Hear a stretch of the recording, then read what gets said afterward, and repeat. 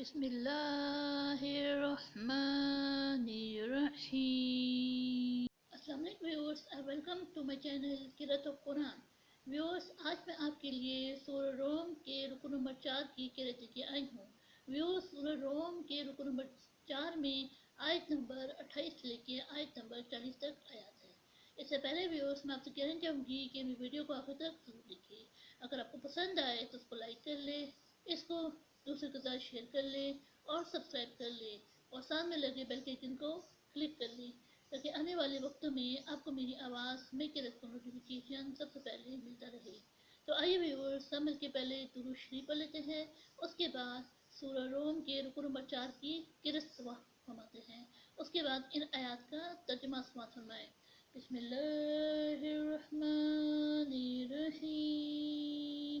اللہم صل علی محمد وعلی آل محمد کما صلیت علی ابراہیم وعلی آل ابراہیم انک حمید مجید۔ اللہم بارک علی محمد وعلی آل محمد کما بارکت علی ابراہیم وعلی آل ابراہیم انک حمید مجید۔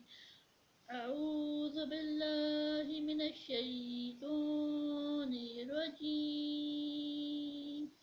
بسم اللہ الرحمن الرحیم۔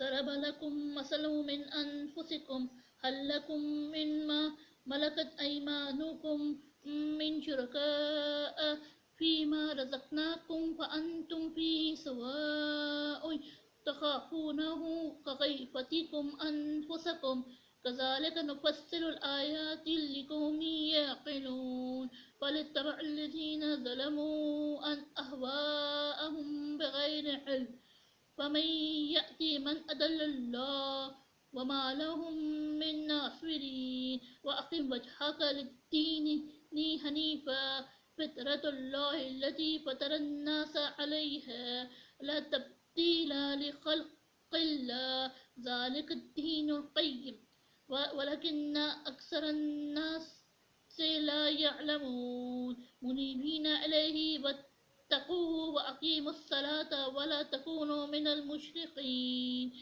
من الذين فرقوا دينهم وكانوا شيعا كل حزب بما لديهم فرحون وإذا مس الناس ضر دعوا ربهم منيبين إليه ثم إذا أذاقهم منه رحمة وإذا فريق منهم بربهم يشركون ليكفروا بما آتيناهم فتمتعوا وسوف تعلمون أم أنزلنا عليهم سلطان فهو يتكلم بما كانوا فيه يشركون وإذا أذقنا الناس رحمة فرحوا بها وإن تصبهم سيئات بما قدمت أيديهم إذا هم يقنطون أولم يروا أن الله يبسط الرزق لمن يشاء ويقدر إن في ذلك لآيات لقوم يؤمنون فآتي ذا القربى حقه والمسكين وابن السبيل ذلك خير للذين يريدون وجه الله وأولئك هم المفلحون وما آتيتم من ربا ليربو في أموال الناس فلا يربو عند الله وما آتيتم من زكاة تريدون وجه الله فأولئك هم المضعفون الله الذي خلقكم ثم رزقكم ثم يميتكم ثم يحييكم هل من شركائكم من يفعل من ذلك من شيء سبحانه وتعالى عما يشركون صدق اللہ العظیم۔ شروع اللہ کے نام سے جو بڑا مہربان نہایت رحم والا ہے۔ وہ تمہارے لیے تمہارے ہی حلق کی ایک مثال بیان فرماتا ہے کہ بھلا جن لونڈی غلاموں کے تم مالک ہو وہ اس مال میں جو ہم نے تم کو عطا فرمایا ہے تمہارے شریک ہے، اور کیا تم اس میں ان کو اپنے برابر سمجھتے ہو، اور کیا تم ان سے اس طرح ڈرتے ہو جس طرح اپنوں سے ڈرتے ہو؟ اس طرح ہم عقل والوں کے لیے اپنی آیتیں کھول کھول کر بیان کرتے ہیں، مگر جو ظالم ہیں، بے سمجھے، اپنی خواہشوں کے پیچھے چلتے ہیں، تو جس کو خدا گمراہ کرے اسے کون ہدایت دے سکتا ہے، اور ان کا کوئی مددگار نہیں۔ تو تم ایک طرف کے ہو کر دین خدا کے رستے پر سیدھا منہ کیے چلے جاؤ، اور خدا کی فطرت کو جس پر اس نے لوگوں کو پیدا کیا ہے اختیار کیے رہو۔ خدا کی بنائی ہوئی فطرت میں تغیر و تبدل نہیں ہو سکتا، یہی سیدھا دین ہے، لیکن اکثر لوگ نہیں جانتے۔ مومنو، اسی خدا کی طرف رجوع کیے رہو، اور اس سے ڈرتے رہو، اور نماز پڑھتے رہو، اور مشرکوں میں نہ ہونا، اور نہ ان لوگوں میں ہونا جنہوں نے اپنے دین کو ٹکڑے ٹکڑے کر دیا اور خود فرقے فرقے ہو گئے۔ سب فرقے اسی سے خوش ہیں جو ان کے پاس ہے، اور جب لوگوں کو تکلیف پہنچتی ہے تو اپنے پروردگار کو پکارتے اور اسی کی طرف رجوع ہوتے ہیں۔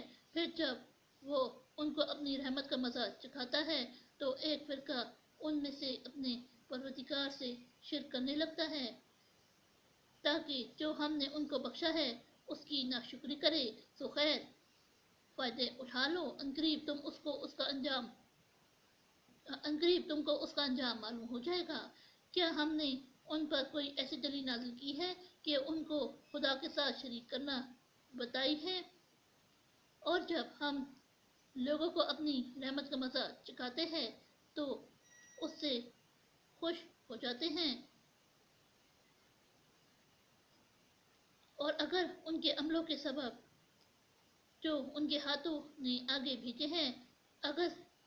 بھیجے ہیں کوئی غزن پہنچے تو نا امید ہو کر رہ جاتے ہیں۔ کیا انہوں نے نہیں دیکھا کہ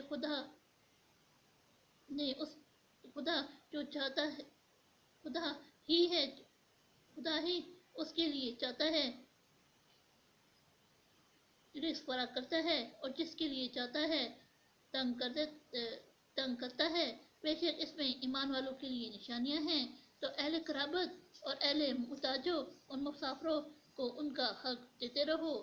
جو لوگ رضائے خدا کے طالب ہیں یہ ان کے حق میں بہتر ہے، اور یہی لوگ نجات حاصل کرنے والے ہیں۔ اور جو تم سود دیتے ہو کہ لوگوں کے مال میں افزائش ہو تو خدا کے نزدیک اس میں افزائش نہیں ہوتی، اور جو تم زکوٰۃ دیتے ہو اور اس سے خدا کی رضامندی طلب کرتے ہو تو وہ موجب برکت ہے، اور ایسے ہی لوگ اپنے مال کو چند سے چند کرنے والے ہیں۔ خدا ہی تو ہے جس نے تم کو پیدا کیا، پھر تم کو رزق دیا، پھر تمہیں مارے گا، پھر زندہ کرے گا۔ بھلا تمہارے بنائے ہوئے شریکوں میں بھی کوئی ایسا ہے جو ان کاموں میں سے کچھ کر سکے؟ وہ پاک ہے اور اس کی شان ان کے شریکوں سے بلند ہے۔ صدق اللہ العظیم۔